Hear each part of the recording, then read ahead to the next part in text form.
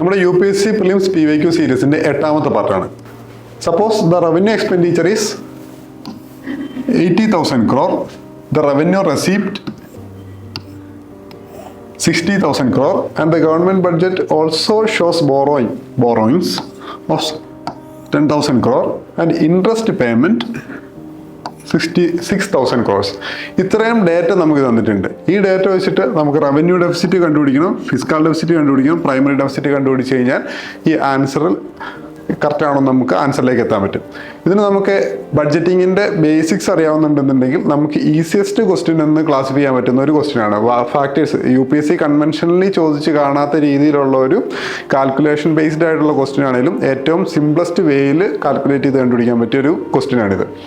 First നോക്കുകയാണെങ്കിൽ revenue deficit is 20,000 crore. Revenue deficit എന്ന് പറയുമ്പോൾ നമുക്കറിയാം revenue expenditure minus revenue receipt ആണ് റവന്യൂ ഡെഫിസിറ്റ് പറയുക. Revenue expenditure minus revenue receipt. ഇത് നോക്കുമ്പോൾ നമുക്കറിയാം റവന്യൂ എക്സ്പെൻഡിച്ചർ 80,000 crore ആണെന്ന് നമുക്ക് പറഞ്ഞിട്ടുണ്ട്. റവന്യൂ റെസീപ്റ്റ് 60,000 crore ആണ്. ഇതിൻ്റെ ഡിഫറൻസ് നോക്കുമ്പോൾ 80,000 മൈനസ് 60,000 20,000 ആണ്. അതുകൊണ്ട് തന്നെ ഫസ്റ്റ് സ്റ്റേറ്റ്മെൻറ്റ് കറക്റ്റ് ആണ്. ഇനി സെക്കൻഡ് സ്റ്റേറ്റ്മെൻറ്റ് നോക്കുമ്പോൾ ഫിസ്ക്കൽ ഡെഫിസിറ്റ് 10,000 crore ആണ്. ഫിസ്ക്കൽ ഡെഫിസിറ്റിൻ്റെ ഫോർമുല നമുക്കറിയാം.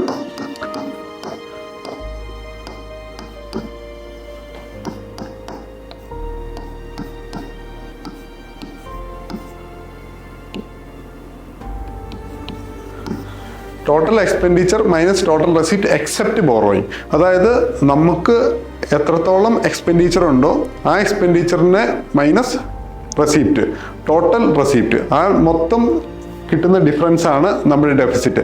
ആ ഡെഫിസിറ്റ് എമൗണ്ടിനെ ടാലി ചെയ്യാൻ വേണ്ടിയിട്ട് നമ്മൾ ബോറോ ചെയ്യേണ്ടി വരും. കാരണം നമ്മുടെ റവന്യൂവിനേക്കാൾ കൂടുതലാണ് അല്ലെങ്കിൽ നമ്മുടെ റെസിപ്റ്റിനേക്കാൾ കൂടുതലാണ് നമ്മുടെ എക്സ്പെൻഡിച്ചർ. അതുകൊണ്ട് തന്നെ ആ ഗ്യാപ്പ് ഫില്ല് ചെയ്യാൻ വരുന്ന എമൗണ്ട് ആണ് ഈ പറഞ്ഞ ബോറോയിങ്, ആ എക്സെപ്റ്റ് ബോറോയിങ് എന്നാണ്. അപ്പോൾ അതുകൊണ്ട് തന്നെ total the government budget also shows borrowing of 10,000 crore എന്ന് ഇവിടെ ക്ലിയർലി പറഞ്ഞിട്ടുണ്ട്.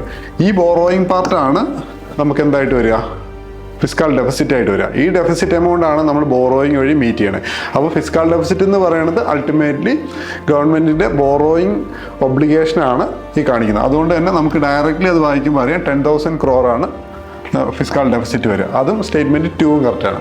സ്റ്റേറ്റ്മെൻറ്റ് 3 വരുമ്പോഴത്തേക്കും പ്രൈമറി ഡെഫിസിറ്റ്, മൊത്തം ഫിസ്ക്കൽ ഡെഫിസിറ്റ് എത്രയാണോ അതിന് ഇൻട്രസ്റ്റ് പേയ്മെൻറ്റിന് വേണ്ടിയിട്ട് യൂസ് ചെയ്യുന്ന എമൗണ്ട് കുറച്ചിട്ടുള്ള ബാക്കിയുള്ള ബോറോയിങ്ങിനാണ് നമ്മൾ പ്രൈമറി ഡെഫിസിറ്റ് എന്ന് പറയാം. ഇവിടെ നമുക്കറിയാം ഫിസ്ക്കൽ ഡെഫിസിറ്റ് നമ്മൾ 10,000 എന്ന് ഐഡൻറ്റിഫൈ ചെയ്തു. നമുക്ക് ഇൻട്രസ്റ്റ് പേയ്മെൻറ്റ് 6,000 തന്നിട്ടുണ്ട്.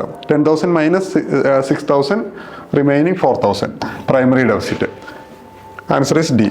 3 സ്റ്റേറ്റ്മെൻറ്റും കറക്റ്റാണ്. അത് കാരണം ഫോർമുല അറിയാം, നമുക്ക് കോൺസെപ്റ്റ് ക്ലിയർ ആണെന്നുണ്ടെങ്കിൽ ഈസിലി നമുക്ക് ആൻസറിലേക്ക് എത്താൻ പറ്റിയ ഒരു ക്വസ്റ്റ്യൻ ആണ്